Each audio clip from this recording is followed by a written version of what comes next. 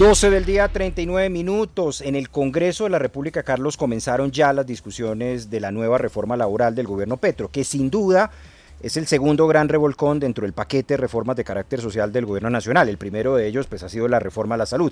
Este es un asunto que, al igual que esa reforma a la salud, no deja impávido a nadie, sin importar si se es empresario, empleado e incluso desempleado. Todos seremos tocados por esta reforma que, en caso de aprobarse, logrará la formalización laboral, pero que está precedida también por advertencias como el reciente estudio de un grupo de estudios del Banco de la República, valga la redundancia, que advierte que cerca de 450.000 empleos se podrían perder por los costos laborales asociados. ¿Cuáles son los ejes que trae esta reforma laboral, Carlos? Que está a punto ya de iniciar su debate en el Congreso de la República, Alejandro. La ministra Gloria Inés Ramírez está adelantando audiencias públicas en varias regiones del país para meterle el acelerador y que logre entrar este proyecto en esta parte de la legislatura, en este final de la presente legislatura. 10 puntos claves en una infografía que nos había regalado el diario La República hace algún tiempo. Estos son: primero, se prioriza la contratación a término indefinido. Segundo, se recupera y diferencia la jornada diurna y la nocturna.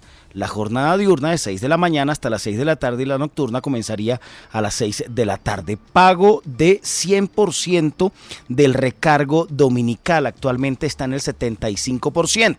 Se pagaba antes, o como le decían a uno, 3 veces, es decir, lo que le corresponde, y si lo trabajaba se le pagaba doble.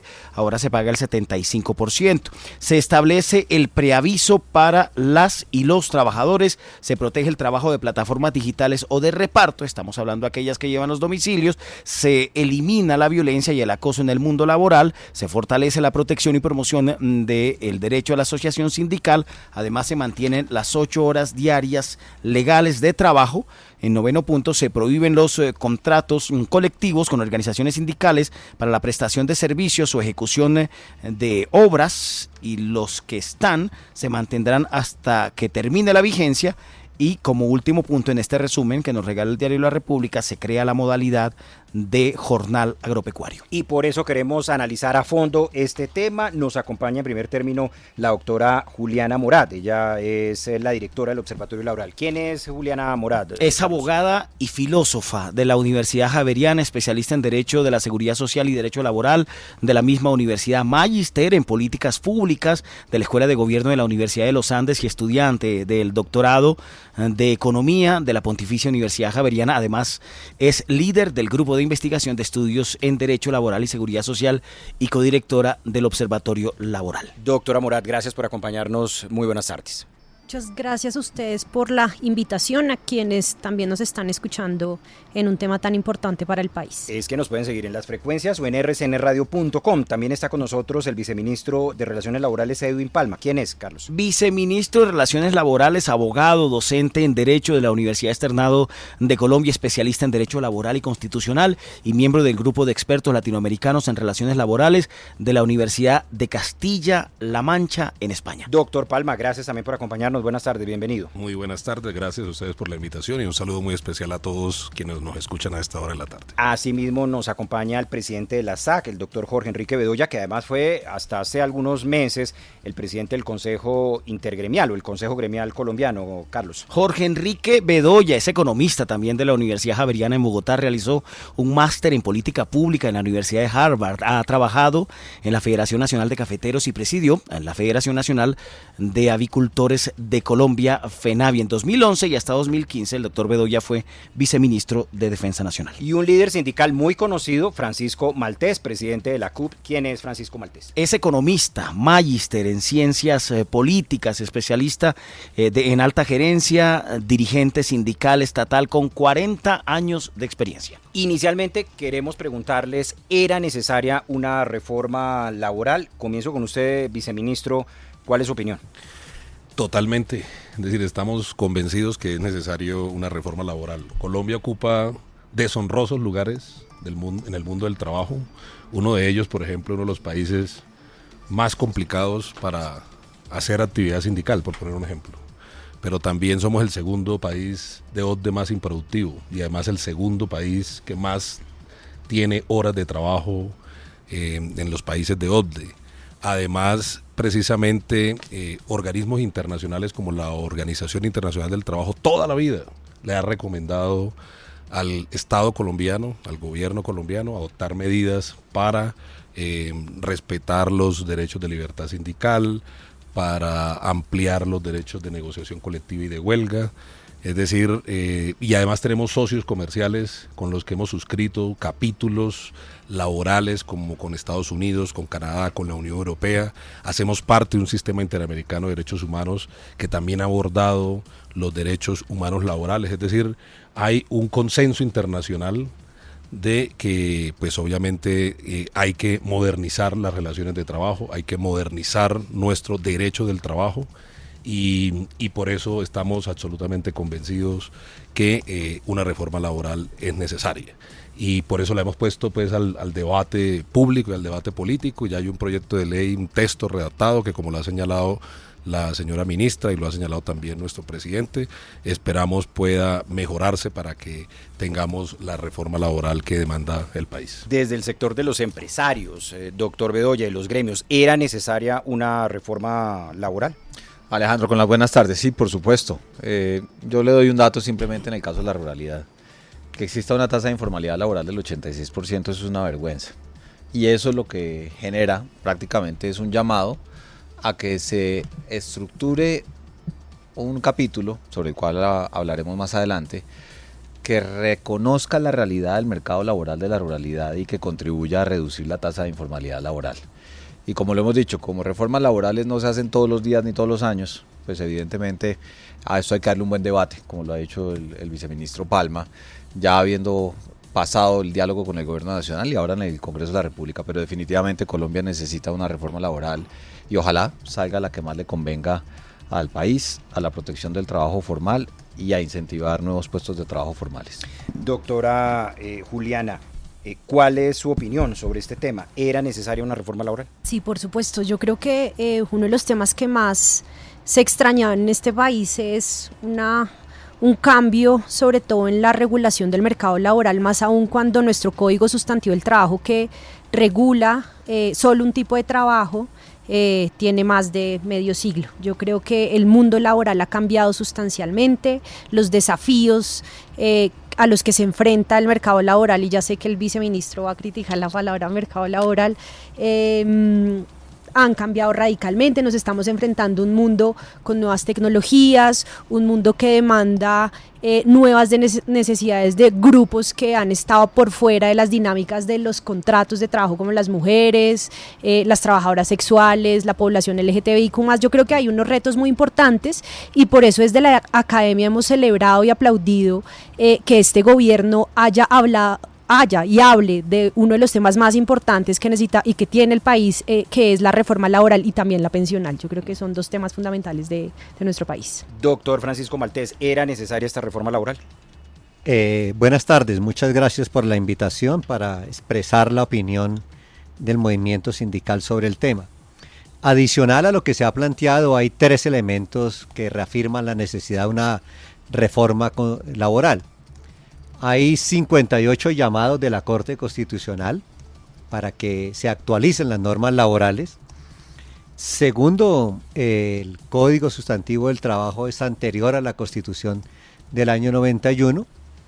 Y tercero, hay que recordar que el estallido social de noviembre 21 del año 2019 tuvo su origen como respuesta a la pretensión del gobierno del presidente Duque de hacer una reforma laboral y pensional sin concertarla con el movimiento sindical. Bueno, dicho eso, quiero que entremos en detalle. Ya Carlos nos hacía una exposición en líneas gruesas de lo que contiene este proyecto de reforma laboral. Ustedes seguramente ya han tenido ocasión de examinarlo también a profundidad, como lo deben estar, y esperamos que lo estén haciendo en el Congreso de la República. Y doctor Maltés, comienzo con usted. ¿Qué le gusta de esta reforma laboral? En primera instancia hay que decir que el gobierno nacional ha hecho el máximo esfuerzo de concertar un proyecto de ley. Creo que eso es muy importante en esta discusión. Y eso no significa que todos hayan querido o todos hayan estado de acuerdo, pero expresa la voluntad política de un gobierno diferente a lo que sucedió en el 2019. Como habrá varias rondas, quiero reseñar solamente una cosa: el contrato de trabajo a término indefinido para todas aquellas personas que cumplan funciones permanentes en donde laboran. Con esto se reducirá la informalidad laboral. Una de las observaciones que tienen todos los organismos internacionales sobre Colombia es que la informalidad laboral es de las más altas del mundo. Haciendo contrato de trabajo a término indefinido es el primer paso para reducir de una manera sustancial la informalidad y al mismo tiempo dar garantías para que los trabajadores y trabajadoras no puedan ser despedidos al arbitrio de los patronos. Doctora Juliana, esta reforma laboral, ¿qué puntos destacaría usted como positivos? Yo creo que hay varios puntos positivos y hay otros que son interesantes y que se pueden mejorar. El primero de ellos definitivamente es el capítulo relacionado con el jornal agropecuario. Creo que el reconocimiento expreso de una reforma, una realidad laboral diversa como es la que tiene el campo es muy importante. Además, este capítulo incluye unas facilidades que yo llamaría en el pago de salarios, algunas prestaciones sociales, y un punto muy importante que trae en el campo, que yo creo que se debe extender a otros sectores, es la posibilidad, ya existía con el decreto 2616, pero la trae ahora y la contempla legislativamente, que es la posibilidad de cotizar a pensiones por debajo del salario mínimo legal mensual vigente. Abre la puerta a una flexibilidad en seguridad social y hay infinidad de estudios que han mostrado que la flexibilización en seguridad social y en normas tributarias han generado un impacto muy positivo en el país en términos laborales. Ese creo que es un punto muy importante. Otro punto que he celebrado ampliamente ha sido la expresa mención a los derechos laborales y de seguridad social de la población migrante. Aquí en Colombia, una de las barreras más grandes a las que se enfrenta la migración irregular de venezolanos es a los obstáculos que tiene al momento de regularizar su situación migratoria, y esto impide que ingresen a un mercado laboral formal y a una protección social. Creo que el hecho de que se establezca que tiene una protección en derechos laborales y en seguridad social con independencia de su estatus migratorio, esta mención me parece muy importante en la reforma laboral.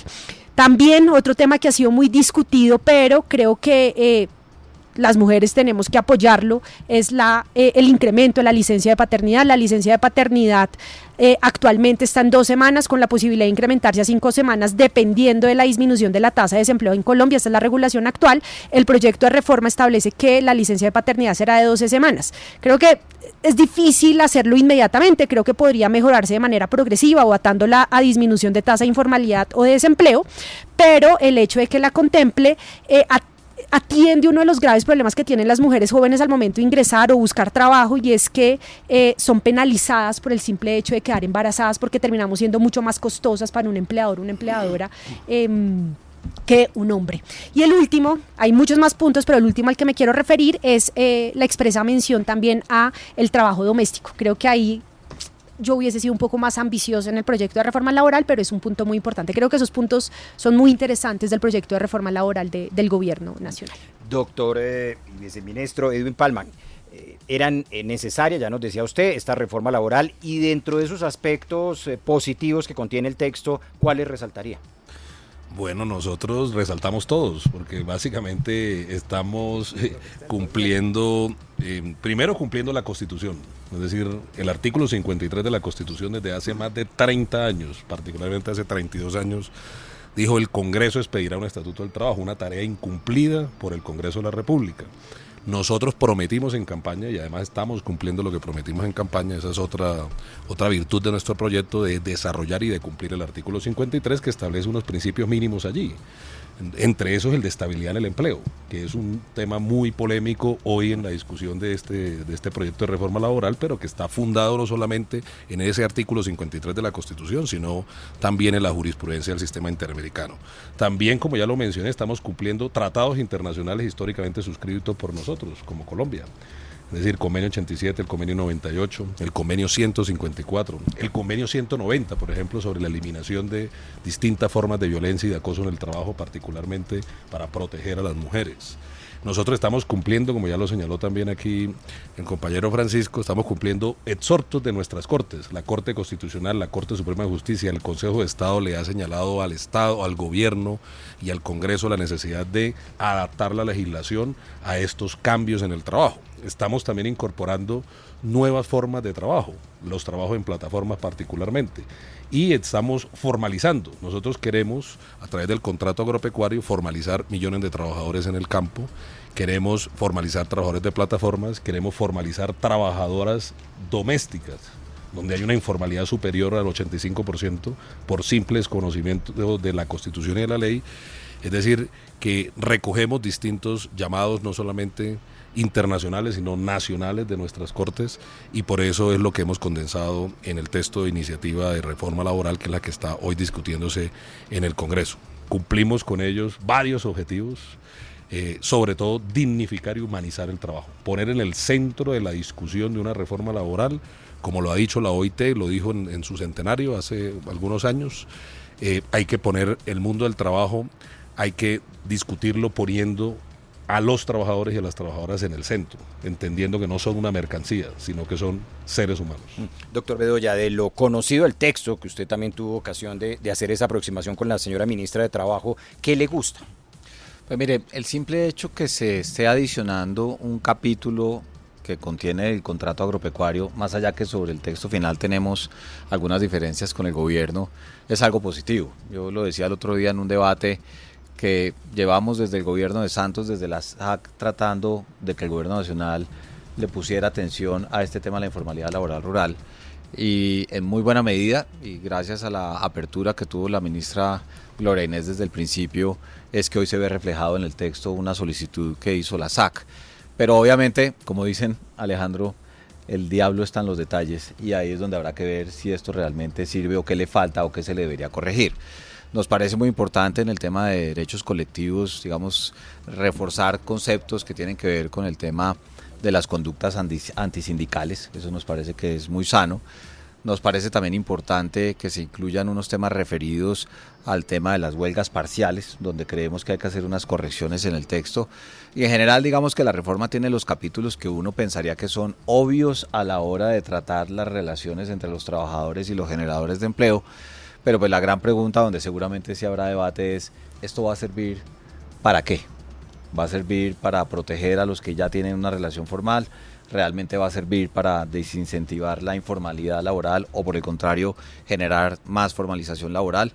Y yo creo que esa es la discusión que tendremos seguramente en lo que nos queda de programa, pero también la que debe tener el Congreso de la República luego de la audiencia pública que muy generosamente la coordinadora ponente, la representante Mafe Carrascal, convocó, y en la cual participamos no solamente gremios, centrales obreras, tanques de pensamiento, colegios de abogados, inclusive centros de pensamiento. Doctor Edwin Palma, ¿esta reforma generará nuevas plazas, nuevos puestos de trabajo?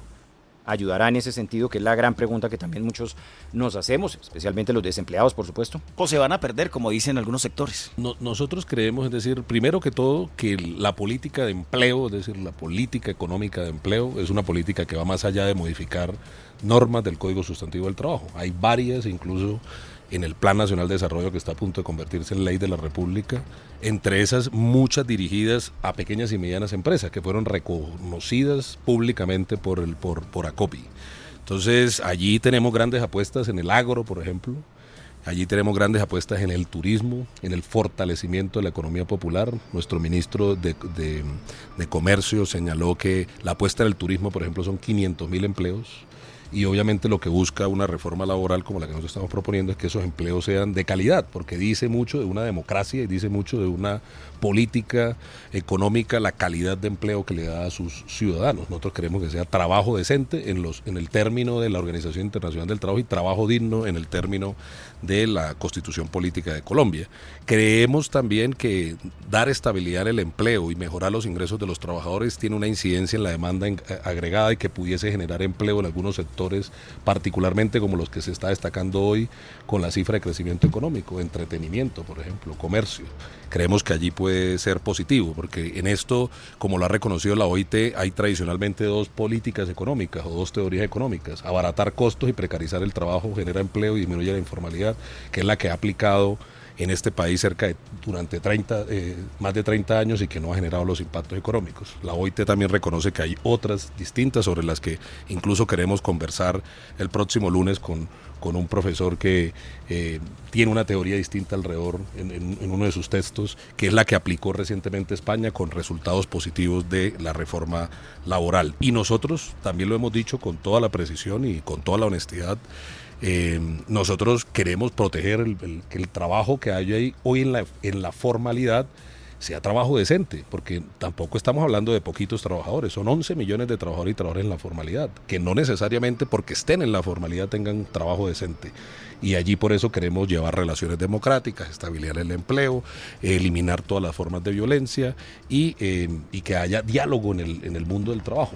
En el mundo del trabajo en Colombia ha estado caracterizado por ser relaciones laborales sin diálogo, sin democracia, porque todavía hay sectores que consideran que la Constitución, que la democracia, que los derechos humanos laborales no deben pasar las puertas de las empresas. Nosotros creemos que eso no puede seguir así y por eso parte también del texto de nuestra reforma.